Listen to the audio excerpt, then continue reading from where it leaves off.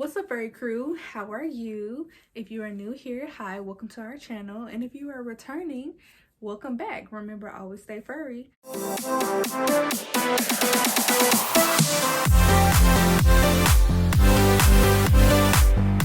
Hi, you guys. So I'm coming to you guys from the comfort of my bedroom. I know, new scenery. I kind of like it, but you know, it's kind of temporary for right now. Jaden's in the game room again, so that's how that's going. So this is our bonding video part 2. If you guys have not seen part 1, I will link that in the description box below. Go check that one out before you check this one out.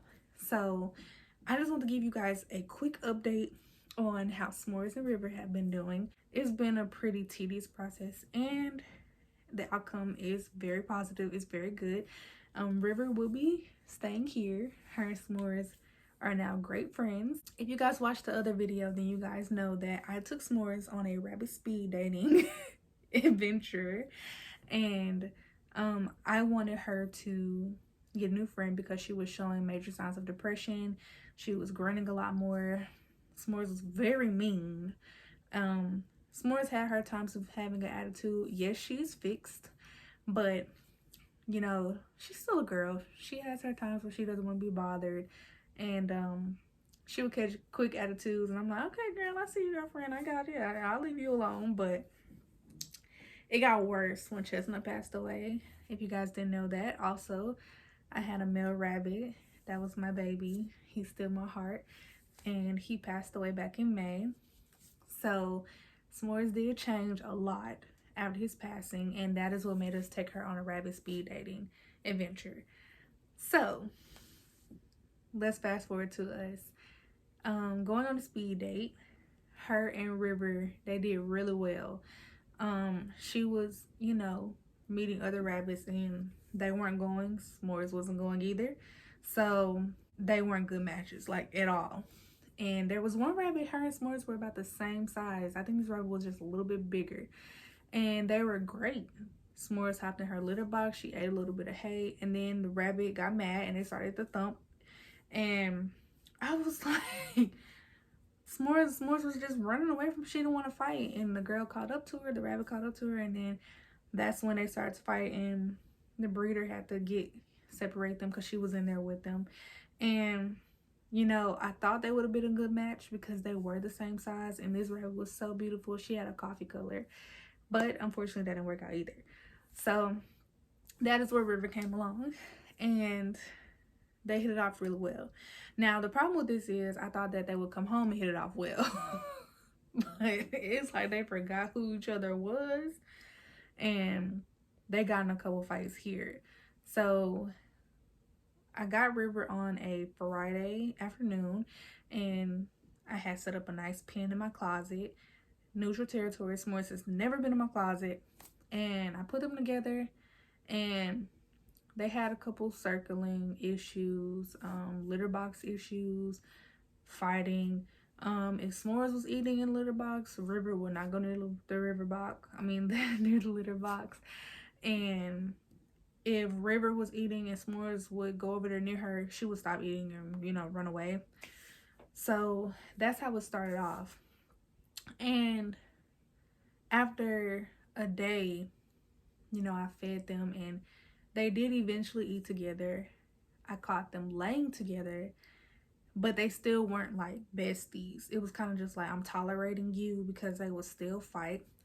So in the video, I showed you guys, or I told you guys, I was going to go on a joyride with them. I was like, you know what? If they fight again, that's it. All bets are off. So I put them in the carrier first. And I was like, y'all are going to sit in this carrier, and we're going to see. Because I remember I bonded S'mores and her daughter that way. I put them in the carrier, and then they were best friends. Her name's Luna. And they bonded really well. Luna is S'mores and Chestnut's offspring. If you guys want a story time on that, how we accidentally bred them, comment down below. That's an interesting story within itself. So anyways, I I actually got her and Luna bonded, and they did pretty well. And it was by accident, because this was before I had any knowledge of bonding processes or anything. You know, I got a rabbit off impulse. I didn't have any knowledge, and you know, I'm the first to say I was wrong for that. But I didn't have any knowledge of rabbits. I didn't know that they had so many things that came with them. So I accidentally bonded them, and they're still great friends. So does that. So I thought if I put them in a carrier, they would be great friends. They fought in the carrier. And at that moment, I was like, you know. So after that, I was like, you know what, we're gonna go on a joyride. But I didn't show you guys that because I didn't go on a joyride in that video. But I did go after I was done filming that video. And River was terrified. She hopped on S'mores' head and was just sitting on her head. And I was like, it's not that bad. But I did keep them in there for the entire day because I wanted them to be friends. I love River. I loved her before she even came home. When we went on a speed dating, I fell in love with her. I wanted her to stay.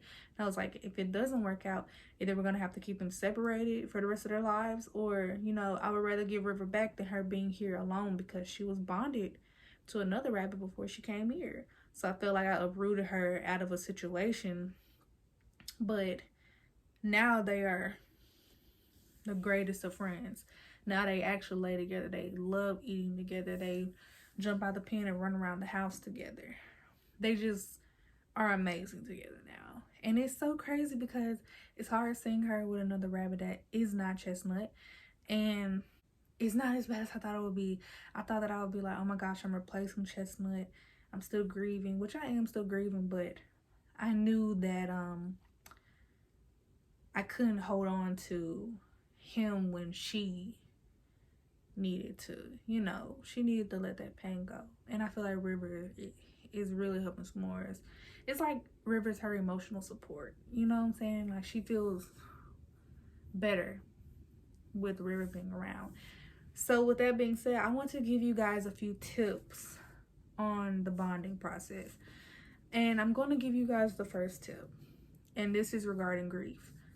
If you are grieving and your rabbit is grieving and they are depressed and they are sad, you have to put their feelings over your own. I know that sounds crazy, but just because you don't want her to have a friend because you can't let go doesn't mean that they aren't ready to move on. You might not be ready, but they probably are ready. So that is my tip number one for you guys. If you lose a pet and your other pet is going through something mentally and emotionally, you have to let go for them. You don't want them to suffer because you're suffering. And it has brought me great joy to see her happier, because S'mores changed a lot when Chestnut died. She didn't want to be touched. She didn't like me at all. She didn't like my boyfriend. She didn't want no one near her. It was basically just feed me and leave me alone. But now she allows me to hold her again. She allows me to rub her. So that's my first tip for you. If you lose a pet, think about your other pet, and it'll benefit you. My second step, and this is for the bonding process, make sure to remain positive throughout the entire situation. If you think negatively, your outcome will be negative. Just remain positive. If you remain positive, everything will be positive. Even if it looks like it's turning negative. Even if it looks like, gosh, it's not gonna go good. Just remain positive. Keep your head up. They will eventually like each other. Okay? They will eventually grow to love each other. Eventually. Just give it some time. The bonding process can take weeks, months, maybe a year. Just give it some time and remain positive. It will happen. Just give it some time. Unless they're drawing blood and they're fighting a whole bunch, then maybe that's a dire situation. But sometimes, you know, they promote their dominance and then they're fine. Just give it some time. My second tip is to be patient. I know that we we as humans, we want to rush things. And why aren't you being friends? Like, y'all are rabbits. Why can't you just be friends? It doesn't work like that, okay? It does not work like that. Well, hello, s'mores. Just be patient, because it's not a fast, easy process. This process can take a while. Give them some time to get acclimated to one another. If this were you and you just invited someone into your home and you don't know them, who are you? You're not just going to accept them because you don't know them. That's like making a new friend anyways. You can't just call everyone your friend because you don't really know that person. Same thing with rabbits. They don't know that rabbit like that. So of course they're going to have some issues first. And then they're going to grow to like each other, as we do. Tip number 3, make sure that if one method doesn't work, you will try another. Try different methods.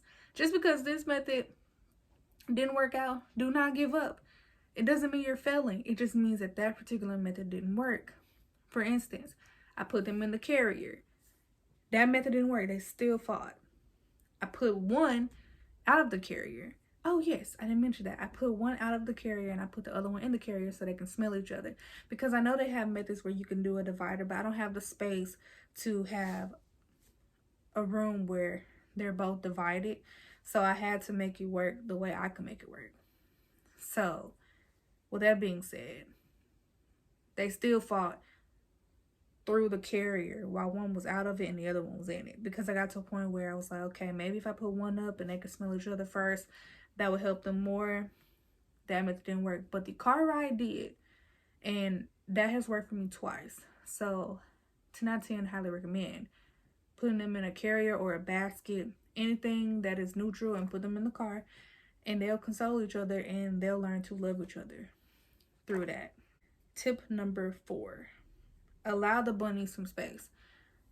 Now, I know during the bonding process, you don't want to leave them alone because you want to be there if anything happens. You don't want anyone to get hurt, which I understand that. Be there, but also give them space. Don't be all in their face and touching on them. Let them bond and get acclimated to one another. If you do decide to be in their territory, just kind of lay down with them and let them jump on you, hop on you, but don't overstress them out. They're already in a stressful situation of trying to get to know one another. You don't need to add to that stress.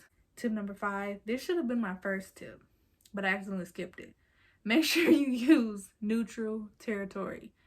Do not bring a rabbit home and put them in a territory that your rabbit has already been in, because they will automatically be territorial over this territory because they know they've been in it and they're going to own it. You're new here, I've been here. That is what their mentality is going to be. Do not bring them home and put them in territory that your previous rabbit has already been in, because it's going to be a fight. You have to choose a territory that that rabbit has never been in, never smelled, never seen, because then they can't claim it. It doesn't belong to them. And my last tip is love on them as much as possible during this process without being overbearing. So when I say that, because I know you're like, but you just said give them space. What I'm saying is, make sure you let them know that you are there for them during this process without being all in their face. Like, for instance, laying down with them and, they hop on you, talk to them. Like, hey, it's going to be okay. And if they fight, definitely try to break it up. But, they say fighting is good. So, my take on it, and this is just my take. If they fight, I don't like it. I break it up. Because it can be very, overwhelming. And I don't want them to have a negative impact on one another where they'll never be friends. So, with that being said, make sure they know that they're loved and that you're doing this for them. Hi, Smoothie babies. That is my 6 tips on bonding your rabbits. I feel like this video went by quite fast, but it's really just an update plus tips. So this video isn't really meant to be long, but that is the end of this video, you guys. Make sure to like, comment, and subscribe. If you have any tips for bonding, post them down below. If you don't like my tips, post it down below. Constructive criticism is always great. And remember, always stay furry. They caught you, S'mores. We caught you in 4K. Say hi to Furry Crew. They come to see y'all. Smoothie Boo Boo Bears. Riff. Y'all, this is her favorite place, this house. And look, she's pooped up there. That's where Chestnut used to lay. He loved it up there. And it's crazy because she loves it up there too. S'mores, say bye to Furry Crew. Say bye-bye. Bye-bye. Say bye-bye. Riff. Oh, ouch. Peace out, Furry Crew.